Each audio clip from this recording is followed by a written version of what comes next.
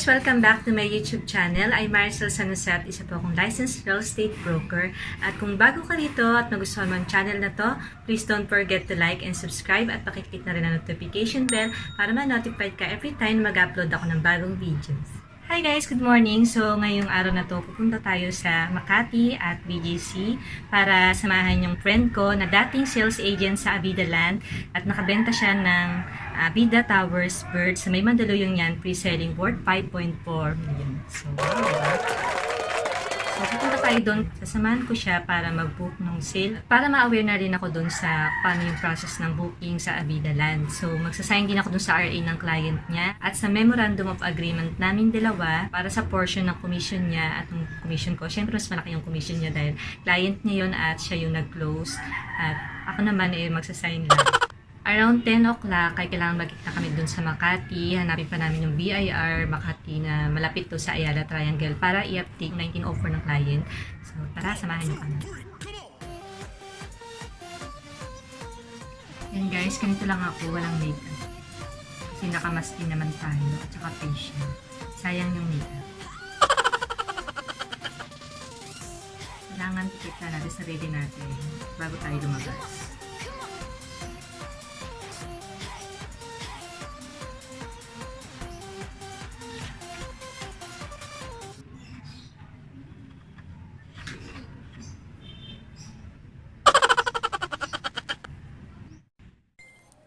Hi guys! Salamat at nandito na ako sa Makati. So para mga 15 minutes lang nandito na ako. Sakto kasi sumakay lang ako doon sa may likod ng SM Bikutan.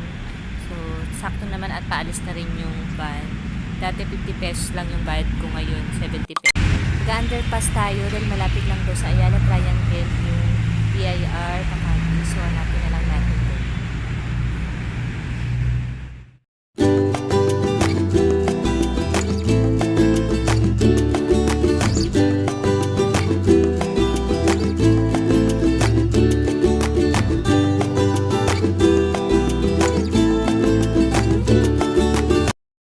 Ayan, nandito na ako sa loob ng Ayala Triangle. Ayan, at sobrang anggulo na ng buhok ko.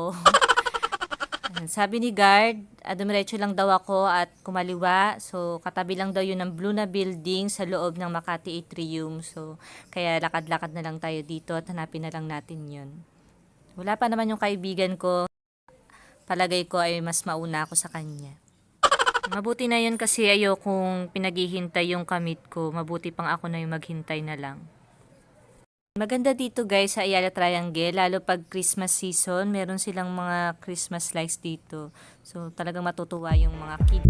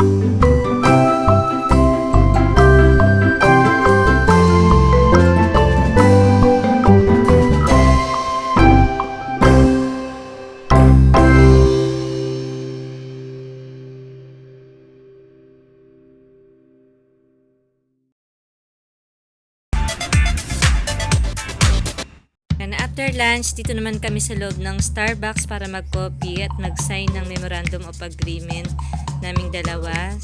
Yan, masaya talaga ako dahil benta to.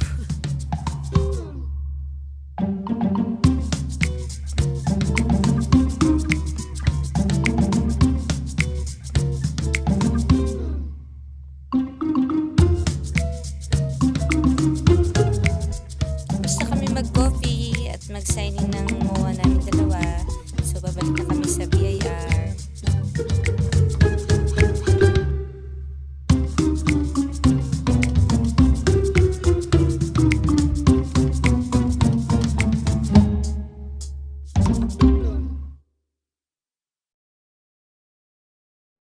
Guys, nandito na kami ulit sa loob ng The Makati Atrium. So, akit na kami papuntang BIR. Sana open na siya para makapagpa-update kami ng 19 offer ng client. So, saglit lang naman daw yun.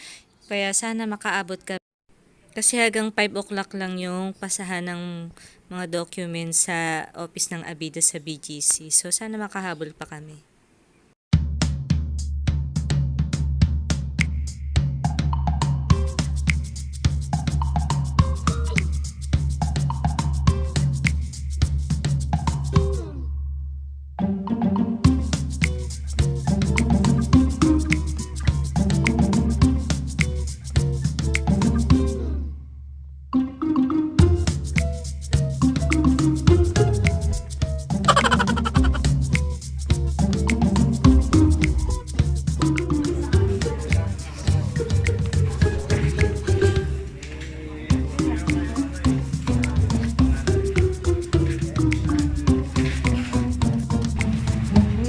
Tapos na ako magpa-validate. Pupunta na kami sa BGC office ng Abida.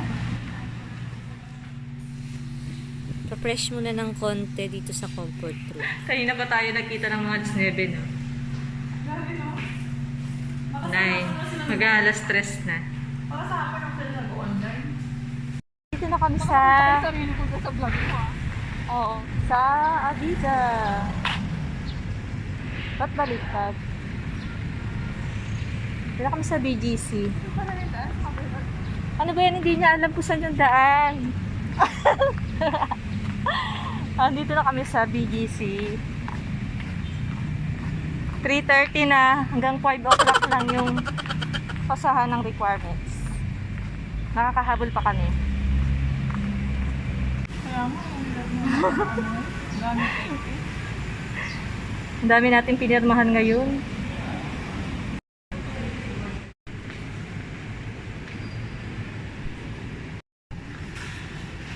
tayo, di ba? Tapos, magpapalap ka ng commission, incentives, or booking. I-press ba gusto ka number? Antayin mo tawagin mo. Talagay mo sa screen number.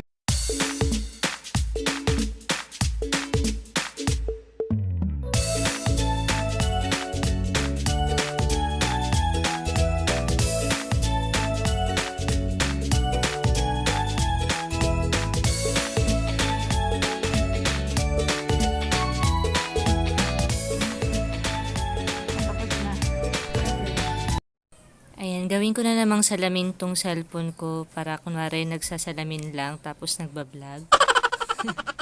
So, katatapos ko lang mag-sign ng RA ng client. So, chine-check na lang ng kaibigan ko yung mga documents na kailangan. Tapos, nilistan ko na rin kung ano yung mga documents na pinasa ng client para if ever sa susunod na may mag-reserve, alam ko na yung mga kailangang ipasa dito sa office. Pala yung parang pinaka-customer service nila. So, kung halimbawa magbabayad yung client or any concern, so dito na lang pupunta. So, hinihintay na lang namin yung pagpapasahan namin ng documents. So, waiting lang muna kami dito. Bago kami pumunta dito, in-email muna namin lahat ng soft copy. Ayan, binigyan kami ng maraming RA ng Abida Land para daw marami pang bentang dumating. So, dito pala guys, ilalagay namin yung mga documents. Siguro para for safety, protocol na rin nila to. Tapos na kami at pauwi na rin kami dahil pagabi na rin. So, ayaw namin maghiwalay pero kailangan na namin talagang maghiwalay. 4:25 na At kailangan ko pa bumalik sa Makati. Doon ako sasakay papuntang SM Bikutan. Yay! Tapos na kami! A few moments later. Hi guys, so nandito na ako sa bahay at safe naman ako nakauwi. So thankful ako sa sale ng friend ko. Kahit na alam kong marami siyang kakilalang managers at brokers sa Avidaland, sa akin niya pinagkatiwala yung sale niya. So congratulations sa iyo at sana more sales to come. Ngayon nabook na namin yung sale. So, waiting na lang kami ng komisyon. May nakakatuwa lang din yung mga incentives sa Avidaland. Reservation pa lang, meron ka na agad 8,000 pesos. Then, kapag na-book na yung sale, merong 100,000 pesos. So, syempre, yung friend ko yung main seller doon, kaya kurot lang din tayo sa komisyon niya. Ayun, magkakaroon lang ng 100,000 na incentives kapag ka may 10% spot on payment si client. So once again, I'm Maricel Sanaset, sa po akong licensed real estate broker na accredited sa different developers like SMTC, DMCI, Avidaland, Century Properties, at iba pa. So kung interested ka maging full-time or part-time marketing partner ko, message mo lang ako, ilalagay ko yung contact number ko sa description dyan sa baba. Interested na mag-invest ng property dito sa Philippines, so message lang ako. Ganito na lang yung vlog ko guys. Thank you for watching. See you on my next vlog. Bye!